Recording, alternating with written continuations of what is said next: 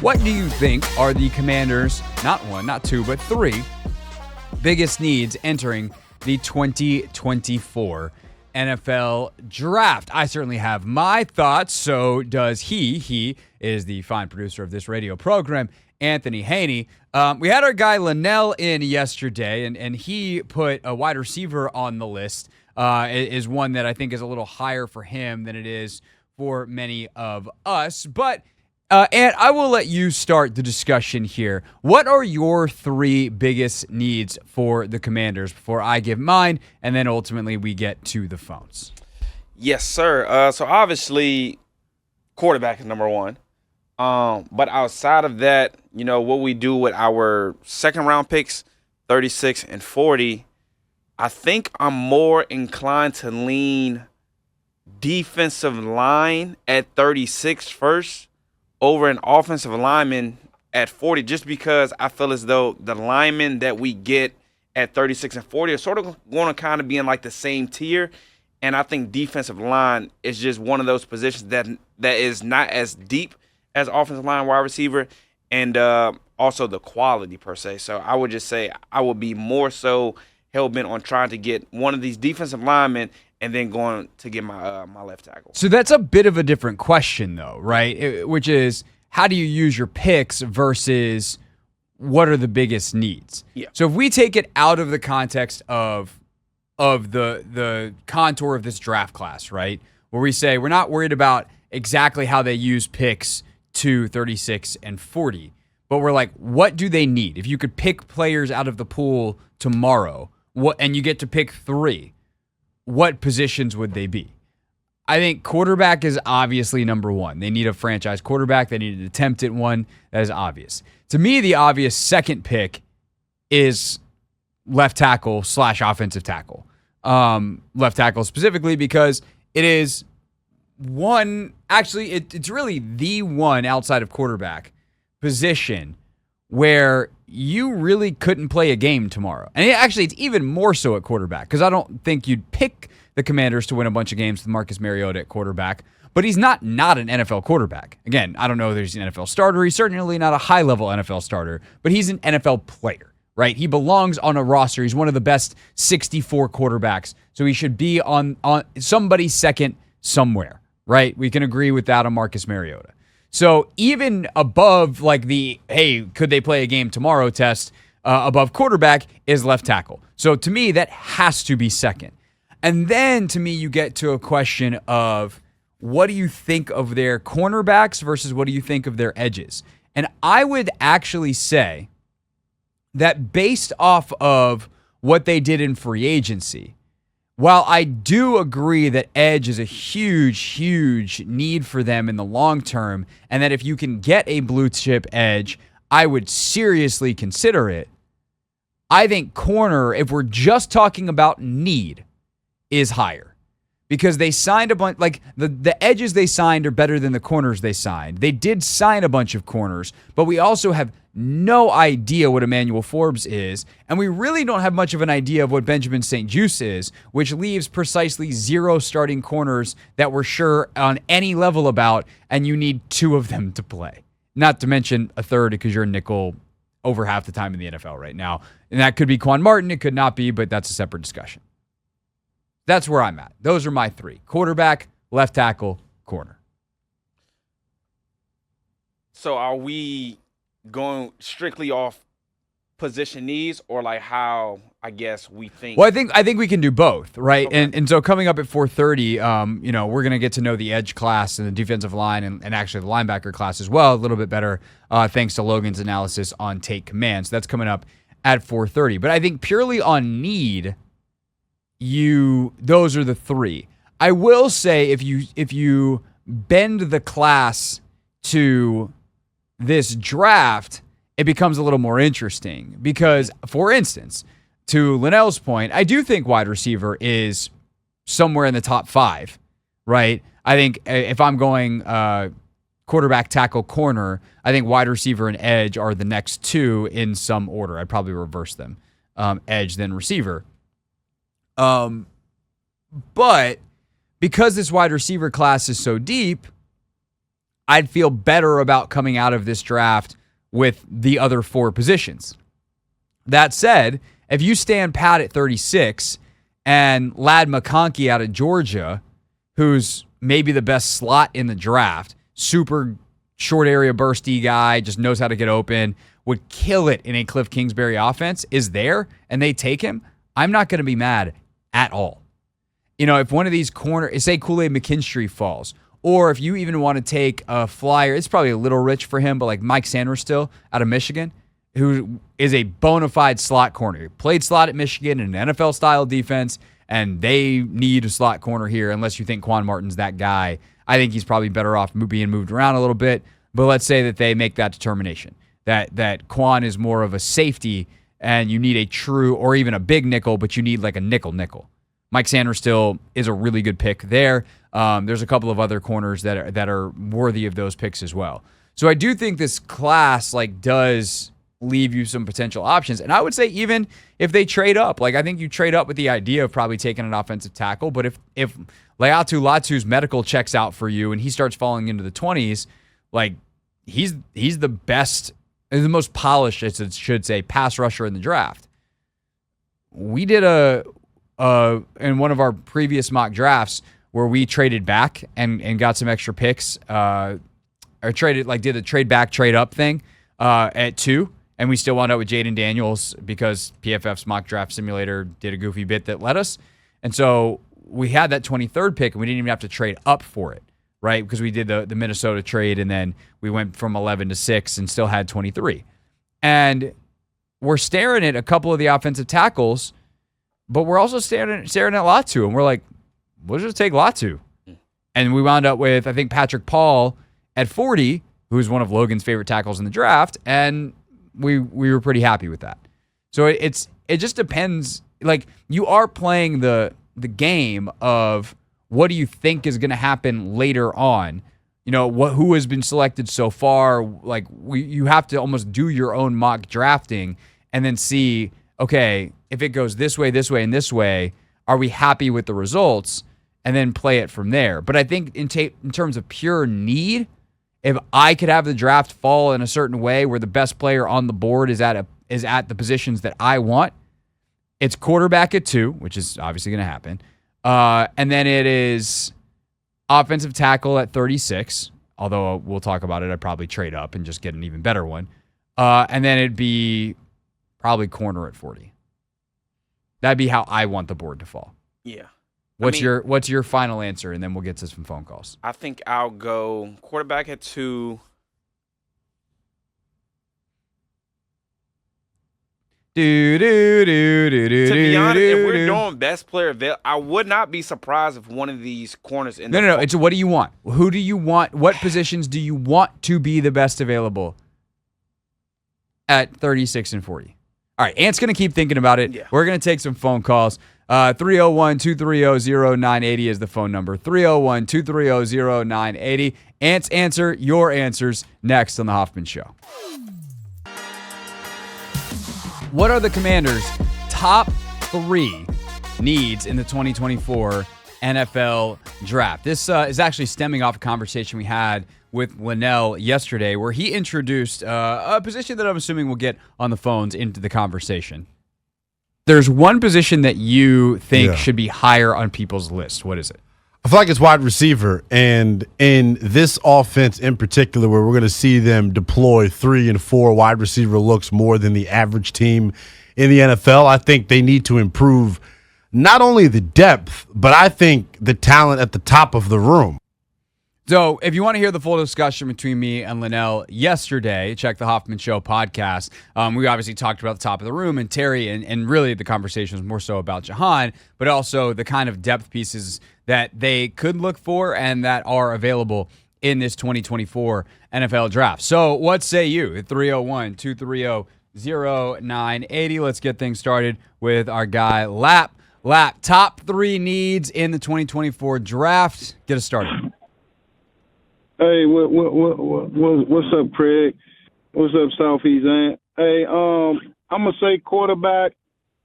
I'm gonna say I'm gonna say corner and I'm gonna say receiver. I mean, I do agree with you about the offensive line. I mean, we could probably still get that, and I think the position where we are positioned at number 2, I don't know what offensive lineman is going to be available around that 2. I wish we had more than one first-round pick, so we could either get so that's a receiver and a quarterback, or offensive lineman and a quarterback. But yes. Yeah, So I don't know I who's gonna be actually available think, with that Lap, second you're overall. hitting on something here that I think is a very good possibility. It's something that I've talked about quite a bit here, and that Logan and I have talked about on Take Command.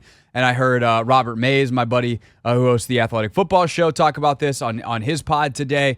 I think this is definitely gaining steam for people paying attention with any kind of closeness to the old Mandos.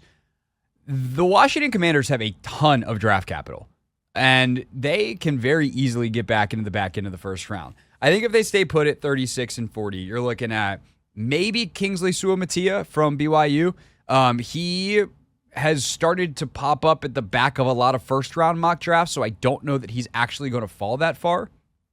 But Suamataia, I think Patrick Paul is definitely going to be available, who is Chris Paul's, the current backup left guard's brother. Patrick is a better prospect. He is a physical freak, just insanely large man who moves very, very well, very raw, wasn't coached particularly well in college at Houston, but you get him in the right NFL line room with a good NFL O-line coach, which obviously, we'll see if Bobby Johnson is that. He developed Andrew Thomas really well. Evan Neal has been a disaster in New York, so who knows? Beauty is in the eye of the beholder, or the ability to get something out of a player is sometimes player by player, not coach by coach.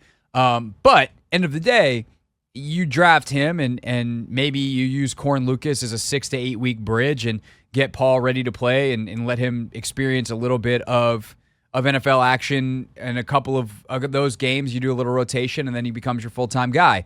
But you don't have to stay there. If you love Suamataia, you could move up late first round, or I actually think they have enough draft capital to pretty easily get back up into the high 20s, even the late teens. Just depends on whether or not there's a run on tackles and how high you need to go, and then who falls and how you like them. So names to watch in that range. J.C. Latham from Alabama, Amarius Mims from Georgia, who's only played 8 games in college, but they were unbelievable 7-8 games of high-quality SEC football. Who else is in that range? Tyler Guyton out of Oklahoma.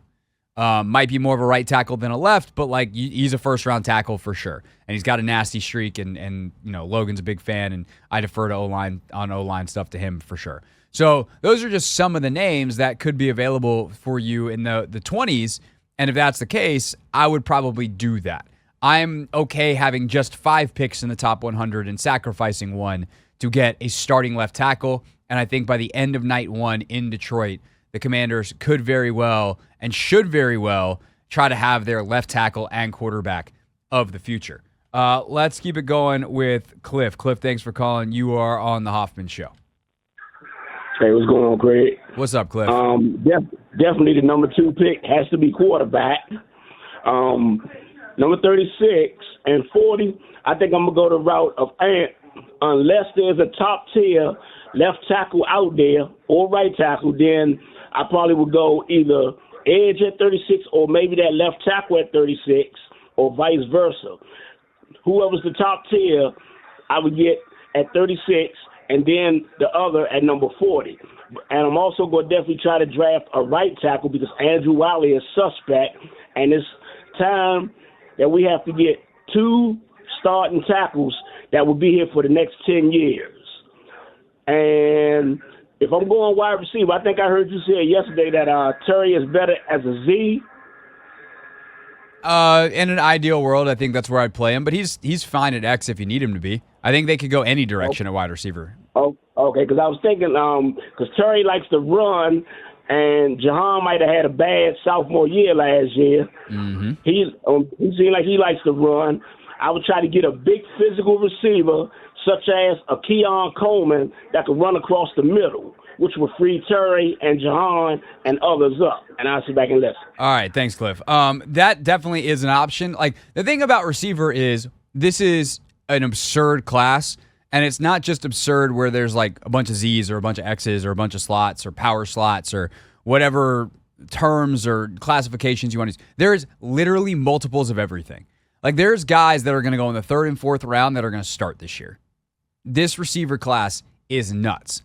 But that doesn't mean you should automatically then just always be, oh, we can get a receiver later. Oh, we can get a receiver later if your best player available on your board is a receiver. So, for instance, this is why I enjoy doing mock drafts way more than I ever thought I would, and playing with like the mock draft simulators and all that kind of stuff, is because if you do that enough, you find yourself in some sticky wickets. You find yourself going, Ladd McConkey's way better than every other prospect that's on the board for me right now. He's a slot receiver. Do I really want to take him over a left tackle that I still kind of like, but McConkey's in a higher tier? And you start playing that best available versus draft for need game. And this is kind of the beauty of what Washington has done. There are very few needs on this team. There are wants at almost every position. You can upgrade almost anywhere. Right guard with Cosme, going to be hard. Defensive tackle, going to be hard. Certainly not in this draft. Everywhere else, there's a player in this draft that could basically start for you tomorrow. That's just how it is. And will be like your number one guy on the depth chart. They're not going to be in a position to draft, most of them, but like that's the nature of what did you mean by building through the draft? So because you have this floor underneath you, if you want to take McConkey or Kool-Aid McKinstry or another corner that falls, Kamari Lassiter, let's say you've got him a little bit higher or in a higher tier than you've got Patrick Paul or Kingsley Suamatia or whoever your offensive lineman that's available at 36, then you want to take Kamari Lassiter to the corner out of Georgia. Okay, I got no problem with it. You want to take McConkey or another receiver. Okay, fine. Like, I have no problem with almost any direction they go with those picks because they have the flexibility to do that. I do think they need to come out of this draft with a tackle in the first 2 days and someone who they plan on being their starter long term. At 36, that's not the kind of place that you get a starting caliber left tackle, not an immediate starter. Maybe you get a project that turns into it, but typically left tackles are first, like your starting left tackles, your best ones in the league are first round guys. So this is why I think you package pick 100 or pick 70 or pick 67 with one of those second rounders to move back up into the late first or even the mid first and get one of your guys. All right, last but not least, let's go to our guy, Little. Little, thanks for calling. You are on the Hoffman Show. What are your top 3 needs for the Commanders in the 2024 NFL Draft? Thank you for taking my call, Hoff, and shout out to your man, Anthony. Hey, look, man, I kind of like what Cliff said, but at 36 pick, if Coleman on the board, man, I grab him.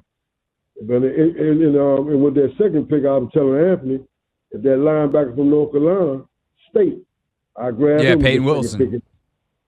Yeah, I mean, I know Limo. I was telling Anthony, he's gonna be more rushing the ball, and then he's gonna be more rushing the quarterback, and then I think they're gonna have Davis covered. But Davis covered pretty good, so we need somebody to hold down that middle or get groomed behind where we got the kid, the veteran.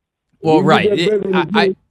Bobby Wagner for sure. All right, Little, thanks for the call. I think that that's the kind of thing. If Peyton Wilson is the top guy on your board, like, I don't mind that pick. If he's way better, because there's some people that think he's a borderline first rounder. And so if all of a sudden you're sitting there at 40 and he's available and all the tackles you wanted and everyone else is gone, then like, okay, cool. Let's take Peyton Wilson. I'm not as big of a Coleman guy. There's some separation stuff there. And I got questions about it, but he's certainly an intriguing talent. There's a lot of stuff to like. There's some things why he's not like one of the top receivers, but if you want to take a big X, Keon Coleman, you can do a lot worse. Put it that way. But there's other guys that are going to be in that mix as well. So that is kind of the fun of this group is you got a bunch of guys with a bunch of different skill sets.